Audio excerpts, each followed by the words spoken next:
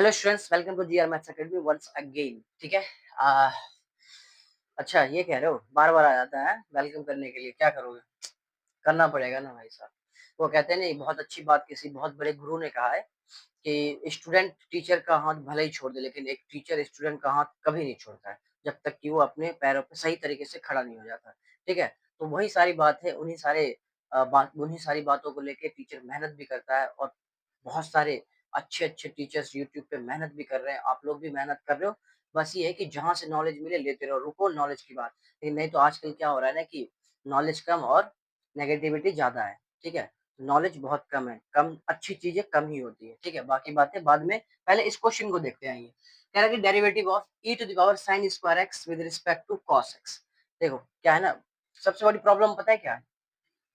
कि मैं तो देखता हूँ जो बच्चों में प्रॉब्लम, मैं वो आपको बता रहा हूँ। बच्चा आजकल यही कर रहा है यहाँ पे। ये क्या कर रहा है कि साइन स्क्वायर एक्स और साइन एक्स स्क्वायर, बच्चा इस दोनों को सेम ही मान लेता है। सबसे बड़ी प्रॉब्लम है ये आजकल की। लेकिन वही छोटी-छोटी चीज़ें ना स्टूडेंट को नॉलेज से दूर कर देती है, और यही छोटी-छोटी चीज़ स्टूडेंट को नॉलेज के बहुत करीब ले आती है। तो अच्छा खासा ज्ञान उसको होने लगता है। ये देखो, ये दोनों इक्वल नहीं है, ध्यान रखिएगा इस बात को। ठीक है?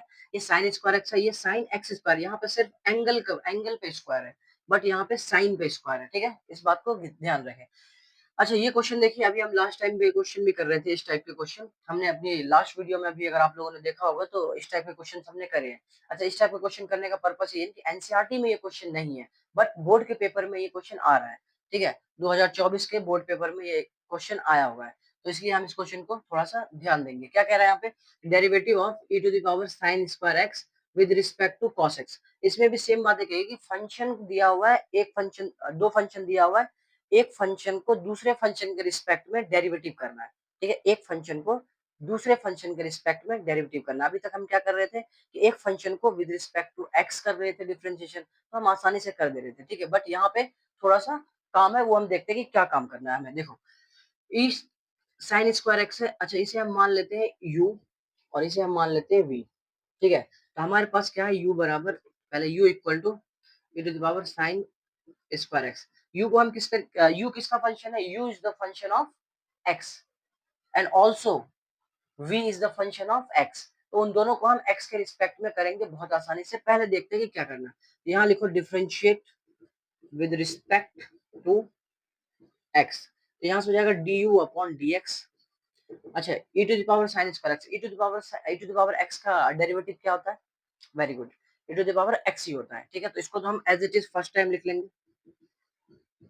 अच्छा, वो हो गया, ई का हो गया। अब साइन स्क्वायर एक्स का भी डेरिवेटिव करेंगे। साइन स्क्वायर एक्स का डेरिवेटिव कैसे होगा? साइन स्क्वायर, पहले स्क्वायर कर दो, स्क्वायर आगे आएगा साइन एक्स, हो गया। साइन स्क्वायर एक्स का two sine x, sine square x का two sine x, but sine x is also a function. Sine x एक फंक्शन है। अभी तो हमने अलजेब्रिक का करा, अब साइन एक्स ट्रिगोमेट्रिक का करेंगे। ट्रिगोमेट्रिक का हम क्या कर रहे हैं इसमें कि साइन एक्स का क्या होता है? Cos x. ये कंप्लीट डेरिवेटिव आपका बाय चेन रूल हो चुका है। ठीक है? अच्छा, आगे देखते हैं यहाँ पे। तो ये कंप्लीट लिखा क्या जाएगा? Two sine x into cos x into e to the power sine square x. ये आपका है d u upon d x. तो यहाँ तक कोई प्रॉब्लम आपको नहीं आई होगी। हमने निकाल लिया D u upon d x. आइए इसको देखते हैं, ये वाले, इस वाले बात को देखते हैं ना, इस वाली बात को। v, तो यहाँ से v इक्वल टू क्या है? cos x। v equal to cos x। अच्छा, इसको अगर विद रिस्पेक्ट टू x अगर हम डेरिवेटिव करते हैं तो ये हो जाता है dv upon dx equal to cos x का डेरिवेटिव क्या होता है?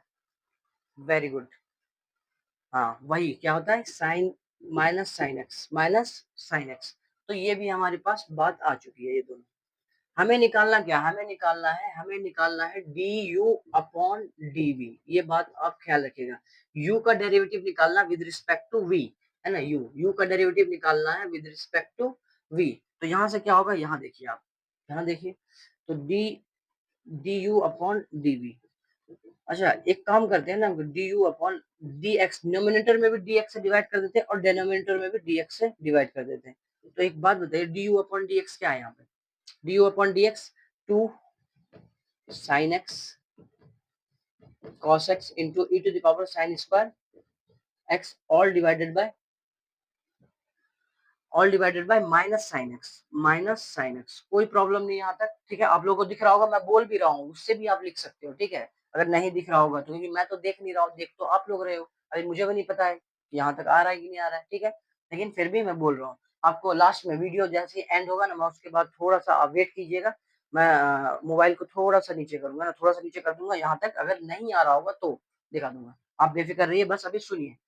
ये अगर साइन एक्स से साइन एक्स कैंसिल कर दे तो यहाँ पे क्या बचा है, जरा इस पे बात कर लेते हैं। यहाँ पे क्या बचा है, यहाँ पे बच गया है इसके बाद, है ना, यहाँ पे बच गया 2 cos x e to the power से, माइनस भी आ जाएगा, -2, यहाँ से लिखे देखिए d u upon d v equal to 2 cos x